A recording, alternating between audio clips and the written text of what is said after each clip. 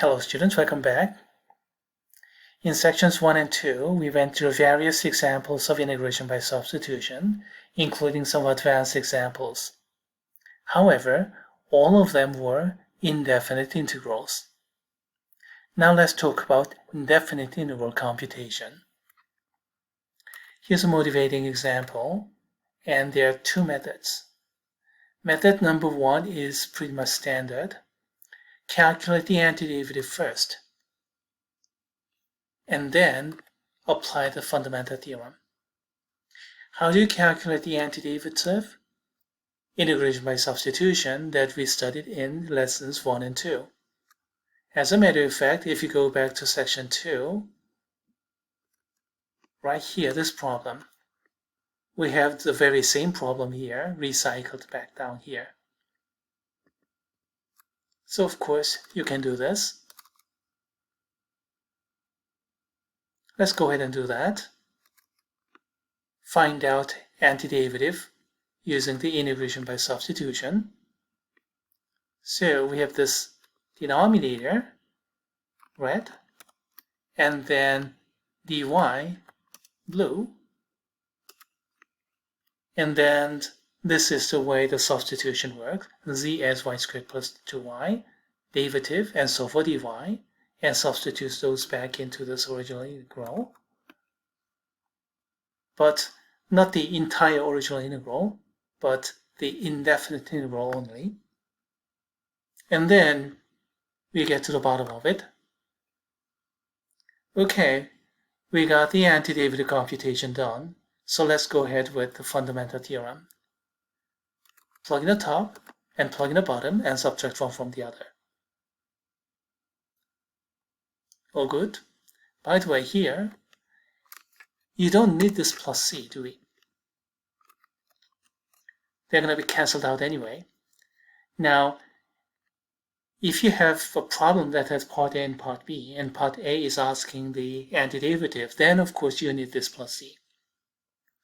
But if you have to do this kind of computation as an intermediate step for a definite integral problem or area computation problem, then you don't need this plus c because that's going to be cancelled out anyway. Alright, that's one way. Complete the antiderivative computation and then apply the fundamental theorem. This works great in Calculus 1, but from Calculus 2, it'll begin to break down, and in Calc 3, it'll completely break down. So, second method will become a little bit more useful for advanced level students. But if you're not going over to Calc 2 and Calc 3, then you don't really have to worry about this one. If you are, then pay attention. Another way is to change not just integrand and this dy, but also the interval as well. So z is going from a to b, g of z dz. How do you get g of z and how do you get this dz? That's the same. Same substitution technique. Inside of a composite function, as I highlighted in red, that's my z. And then dy computation using the derivative, and here we go. Yes, and then substitute those in, and you're going to get a z integral, but not so fast. Y is going from 1 to 2. Now for z integral, z is going from 3 to 8 according to this computation. Do you see that? If y is 1, z is y squared plus 2y, so z is 1 squared plus 2 times 1 is 3. When y is 2, z is 8. So y is going from 1 to 2 means z is going from 3 to 8. So this entire definite integral can be changed into a z integral like this. Y is going from 1 to 2, this expression, and then after all those after all this substitution, you see, this one down here is red, that one here is blue, and then this red and blue substitution as usual, z as function of y, and then dy, yeah. Not only that, this green and magenta. Y is moving from 1 to 2, Z is moving from 3 to 8. And after calculating the antiderivative of this Z, and then applying the fundamental theorem, you're going to get the answer.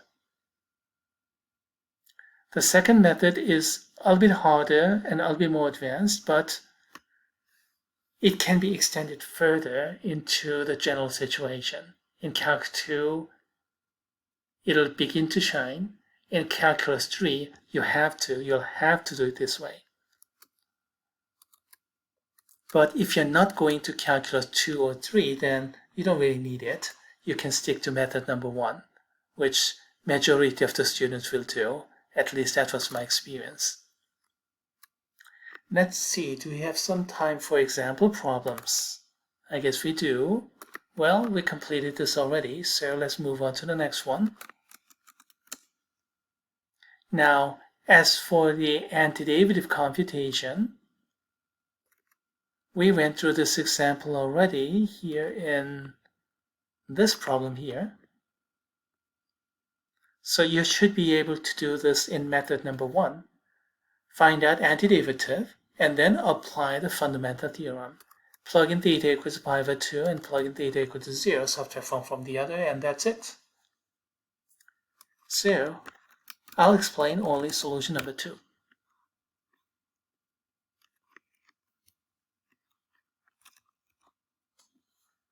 So we're taking u as sine of theta, and that goes right here as I highlighted in red. Therefore, the derivative du is cosine of theta, cosine of theta d theta. D theta is therefore 1 over cosine of theta du.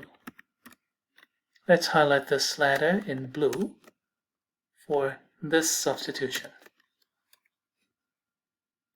Okay, ready to go? All right. And let's take a little bit higher font. Okay, all right. I can substitute u here, and then 1 over cosine of theta du here. But how about the interval?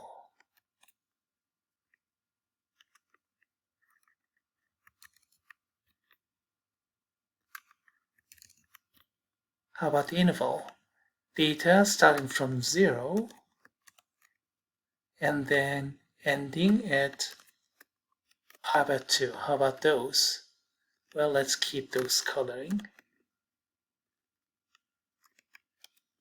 Looks like something further has to be done, so let's work those out. When theta is 0, then u is sine of 0, so u is 0. Let's highlight this in green. That's the starting point. When theta is pi over 2, u is sine of pi over 2, and that's 1. Let's highlight this in purple. So u is going from 0 to 1. So theta is going from 0 to pi over 2, then u is going from 0 to 1. So let's put those in. Let's see. This one is u squared. Let's highlight it in red. And this one, let's replace the theta with this one here with blue. Okay, some further simplification here, I guess. And oh yeah, u is running from 0 to 1. Okay, all right. A little further.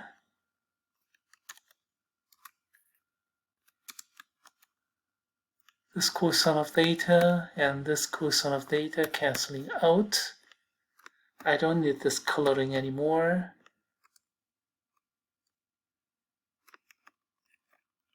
Not that one either. And then u is going from 0 to 1. Okay, alright. Again, no more coloring necessary. That too. Okay, there goes my computation. Alright, let's complete this problem. And the antiderivative computation for 1 over 1 plus u squared. It's arctangent of u, and that's going from 0 to 1. So arctangent of 1 minus arctangent of 0. And then what is arctangent of 1? Inverse tangent of 1 is pi over 4. And then inverse tangent of 0 is 0. So the overall quantity is pi over 4. So the answer should be pi over 4. You can do the second method like this. And by the way, if you're interested in, or if you're puzzled how you end up with pi over 4 here, look at this triangle. So 1, 1, square root of 2 triangle like this. And this angle here, and also that angle there, those are 45 degrees. In radian, pi over 4. Tangent is 1 over 1, so tangent is 1. You can clearly see that, right?